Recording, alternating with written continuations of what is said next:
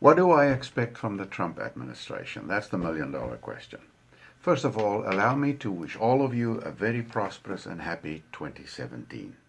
To say that we are approaching a different future than perhaps ever before is an understatement. And the entire premise of changed times rests on the election of Donald Trump as president. Since his election, I hear more people saying Merry Christmas than ever before. And they say it with an expression of relief, almost as if they are happy to be able to say it without someone crying foul or say something foul. Have the Democrats been that subtly influencing our thoughts and natural responses? More troubling, I'd say, is that it appears as if the mass media has a more profound subconscious influence on our behavior than first meets the eye. They are not merely reporting or commenting on the news or events of the day. They are deliberately modifying the way we perceive things. And that is a more troubling revelation than anything else. One can only assume that it is an objective of the liberal factions in our society to modify the minds of the people to accept and even celebrate a socialist society.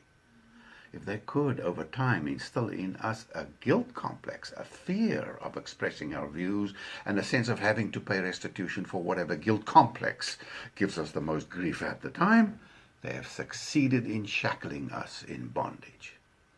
Back to the title of this message. What do I expect from the Trump administration? Firstly, because of the most recent deliberate denouncement of Israel in the United Nations by the Obama administration, I would like to see the U.S. resign from the United Nations, sending all the foreign diplomats living under diplomatic immunity among us out of the U.S. and vacate the UN buildings in New York. They are worth far more as rentable office space than subsidized floor space for our adversaries. And then we create a new coalition of states which professes liberty for all people as defined in the American mold as part of its constitution. Let's call that new organization the Coalition of Free Nations, or CFN for short.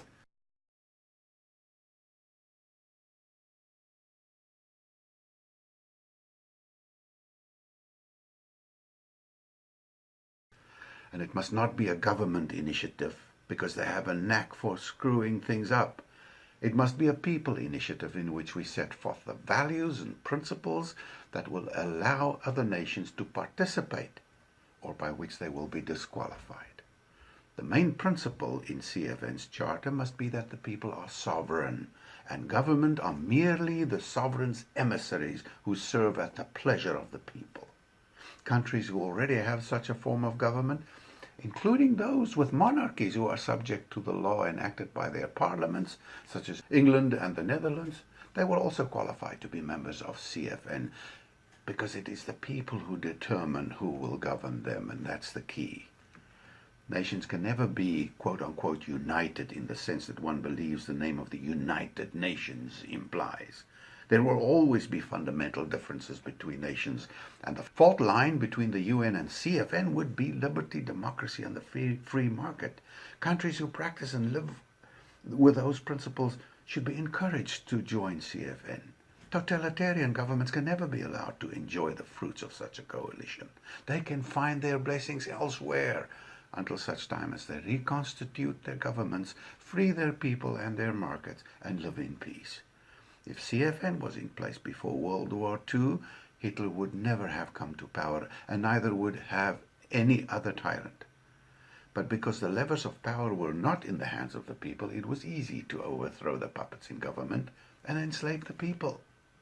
Look at the malaligned practice of the United Nations, like having Iran chair the Committee on Human Rights. Only once we have a clear divide between these two doctrines will we be able to combat poverty and abuse. As long as totalitarian and liberty governments are housed under the same roof and rules as we have in the United Nations, there will never be peace and prosperity for mankind. Let me know what you think by going to our website, libertysam.com, or tweet us at twitter.com/libertysure. And next time, we'll talk about the next expectation from the Trump administration. I want to share a little secret with you. It will deal with taxes, and you've never heard anything like this before, I assure you. See you next time.